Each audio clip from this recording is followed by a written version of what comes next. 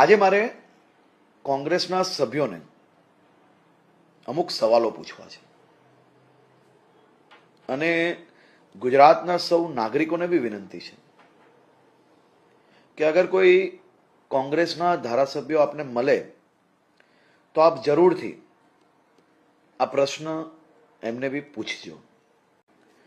આદરણીય મુખ્યમંત્રી શ્રી ભૂપેન્દ્રભાઈ પટેલ સાહેબે જે દિવસથી ચાર્જ લીધો એ દિવસથી સરકારે એક મક્કમતાથી નિર્ધાર કર્યો અને નિર્ણય લેવામાં આવ્યો કે ડ્રગ્સને રોકવા માટે જે કોઈ કામગીરી કરવી હોય તે તમામ કામગીરીમાં ગુજરાત પોલીસને સરકારનો તમામ સહયોગ મળશે.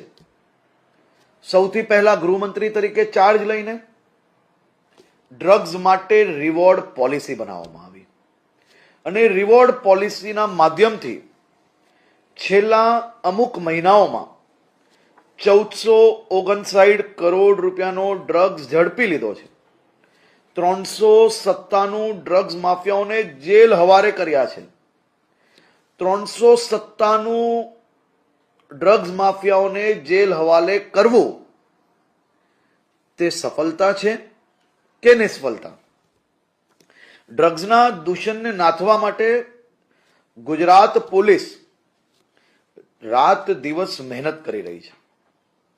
સતત સફળતા મળી રહી છે. આવા ગુજરાતના જાંબાજ પોલીસ જવાનોનો ડ્રગ્સ બાબતે મનોબળ તોડવું એ આપણી સામાજિક જવાબદારી નિભાવવી જોઈએ કે તેઓને હતાશ કરવા જોઈએ? ડ્રગ્સ સામેની આ લડાઈ જોરશોરથી ચાલી રહી છે.